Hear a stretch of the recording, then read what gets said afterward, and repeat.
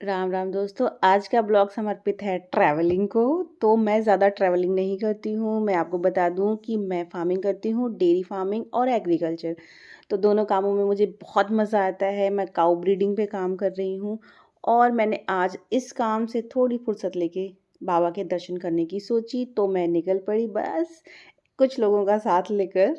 और मैं पहुँच गई काठगोदाम और वहाँ पहुँच के मुझे अत्यंत ही सुकून मिला और हम लोगों ने एक छोटी सी कार हायर की और हम जा रहे हैं अब काठगोदाम से कैची धाम। ये रास्ता, ये सफ़र, ये बहुत ही सुहाना है क्योंकि मेरे मन में बहुत ही उत्साह है कि मैं जा रही हूँ अपने बाबा से मिलने, किसी अपने बहुत ही चिर परिचित बाबा से जो मेरे गार्जियन हैं और बाबा संकट मोचन हैं।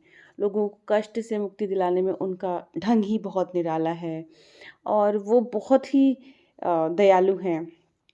और बाबा अपने जीवन काल में हनुमान जी का अवतार माने गए और इसी रूप में वो पूजे गए हैं। और बाबा का पूजन बहुधा हनुमान चालीसा, सुंदरकांड के पाठ से किया जाता है और हनुमान जी अमर कहे जाते हैं। तो बाबा भी हम लोगों को हमेशा उनकी झलक, उनका प्यार हम लोगों को ताउम्र मिलता रह रहा है।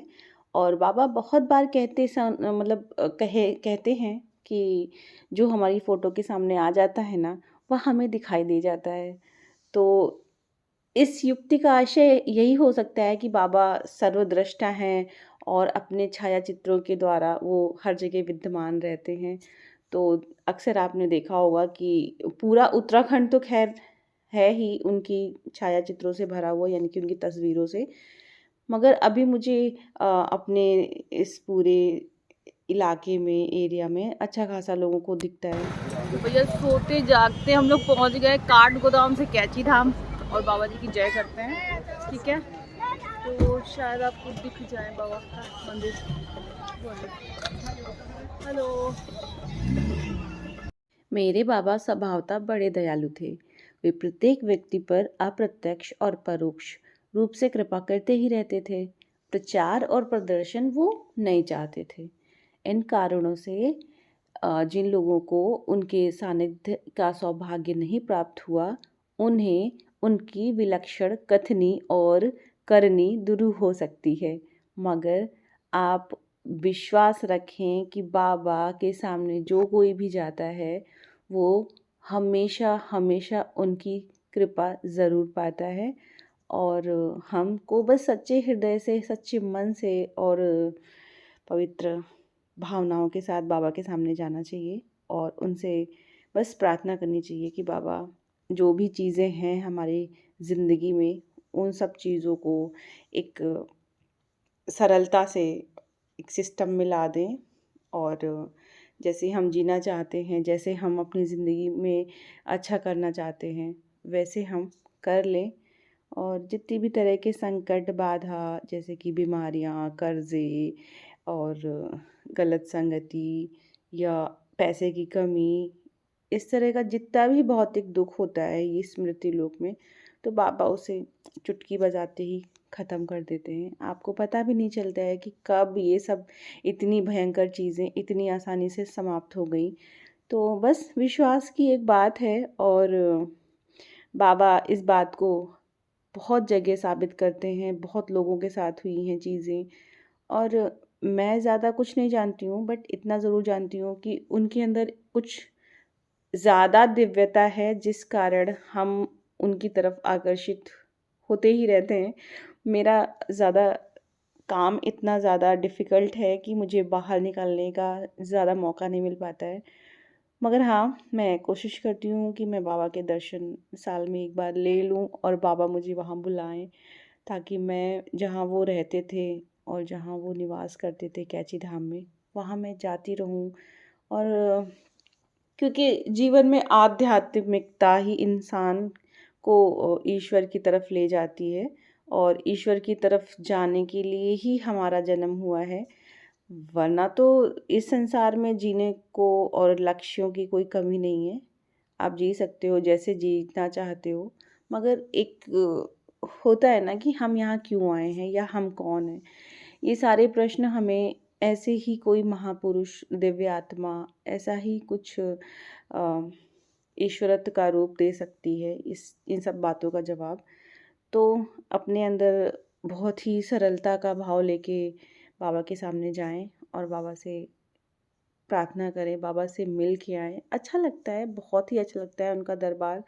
उनका दरबार बहुत ही मनोरम होता है। इस अनोखे दरबार में ना किसी का ओहदा होता है, ना किसी के लिए कोई स्थान निर्धारित होता है। दरबार के नियम, कायदे, कानून नहीं होते और ना इसे जुटाने का कोई स्थान, समय, अवधि निश्चित होती है। इस दरबार में आकर कोई भी कहीं भी स्थान ग्रहण कर सकता है। यह दरबार आश्रम के किसी भी कोने में लग सकता है, किसी भी समय लग सकता है, किसी सड़क के किनारे, जंगल में, किसी पेड़ के तले या किसी गृहस्थ के घर में लग सकता है। इस दरबार की एक खासियत है, वो है इसकी निरंतरता। ये निरंतर लगता रहता है, कभी इस बाबा के दरबार में कभी भी ब्रेक नहीं आता है और आप जब चाहें बाबा के दरबार में जा सकते हैं, क्योंकि बाबा का दरबार बनता और उखड़ता रहता है पर लगता ज़रूर है। बाबा सभी की एक-एक करके भावनाएं, उनकी बातें सुनते थे, सबसे उनसे बोलते थे कि कहाँ से आया है और क्या करता है। ये प्रश्न ना उनके बहुत ही अच्छे लगते थे। बाबा अक्सर लोगों से बहुत ही अच्छे मन से बात करते थे।